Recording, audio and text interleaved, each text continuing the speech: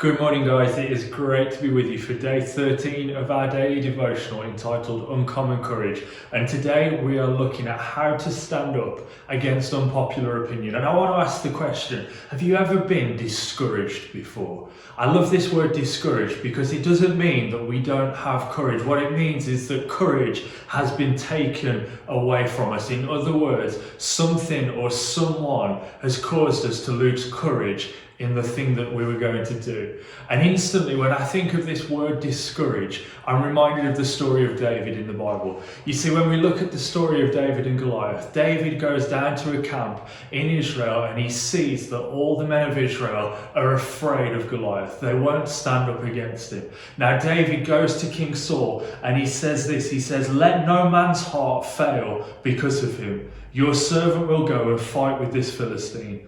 And Saul said to David, "You are not able to go against this Philistine to fight with him, for you are a youth, and he a man of war from his youth." But David said to Saul, "Your servant used to keep his father's sheep, and when a lion or a bear came and took a lamb out of the flock, I went after it and struck it and delivered the lamb from its mouth. And when it arose against me, I caught it by its beard and struck and killed it. Your servant has killed both lion and bear, and this uncircumcised Philistine will be like one of them, seeing he has defied the armies of the living God."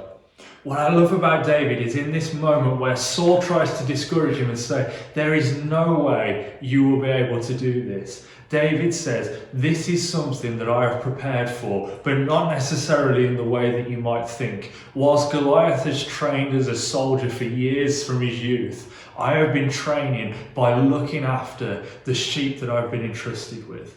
What I want to encourage you with this morning is that when we feel discouraged, the first thing that we have to overcome that is the experiences that we've been through. Now, it might not look like the things that you have been through will equip you to face the challenges ahead, but God uses the strange and peculiar circumstances we find ourselves in to enable us to keep moving forward, just like David was able to move forward, not because he was a trained warrior, but because he knew that if God was on his side when he was against the lion and the bear, then God would be on his side when he fought Goliath. One of the things that I love, and a little fact that I heard earlier this year, is that if a lion and a bear are to stand up on their back legs, they would measure around 9 to 10 feet tall. Goliath was 9 to 10 feet tall. You see, the giants that you face don't come any bigger, they just come in a different shape. And if God has equipped you to deal with the first giant that you face and he's brought you through that, then you'll continue to face every giant knowing that it just looks different, but it's no bigger than the last one that I faced. And I know that my God was bigger than that, so I can keep moving through. One of the other times that we hear about someone being discouraged is Joshua and Caleb. When they were going in to spy out the land of Canaan, they came back with a good report and said, "We should take the land." But the people around them were so enraged at the idea that they would think that they could defeat the giants in the land, that they threatened to stone Joshua and Caleb and said, "We want nothing to do with them, let's stone them now." But it says in that moment that God's presence fell in the midst of the tabernacle and delivered Joshua and Caleb from that.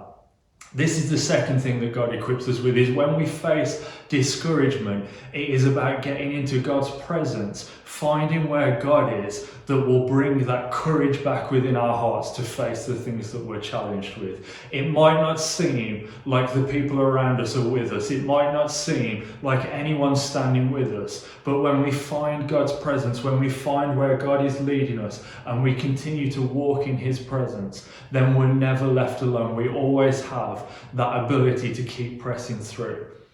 Pastor Rick Warren writes that the arrows are always you always get the arrow in the back if you are a pioneer. This is because it's the people who are closest to you who seem to stab you in the back at the moment when you need it most, when you feel like you want to push through. It's the people closest to you that say, "There's no chance that you can do this. There's no way you can make it through." And this is exactly the same with David. You see, Saul told him that there was no way that he could do this. But just a few verses before, David had had a conversation with his brother, where his brother had turned around and said, "You shouldn't even be here. What are you doing? You need to go home.